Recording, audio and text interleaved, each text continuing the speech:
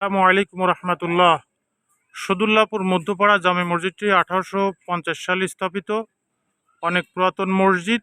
কিন্তু আমাদের এই মসজিদে দীর্ঘদিন কোনো অজুখানা বা ডিপ টিউবওয়েলের ব্যবস্থা নেই। মুসল্লিগণের আসলে অজু করতে বিভিন্ন ধরনের সমস্যার সম্মুখীন হতে হয়।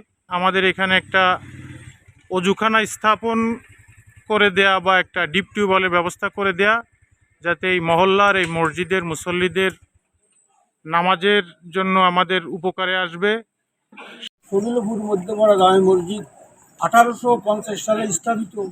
সেই মসজিদ এখানে কোনো রকমে চলতেছে, মুসাল্লি অত্যন্ত কষ্ট। এলাকার লোকদের, এলাকার গ্রামবাসী গরিব, এ কারণে সম্পূর্ণ মসজিদটা এখনো সংকলন করা হয় নাই।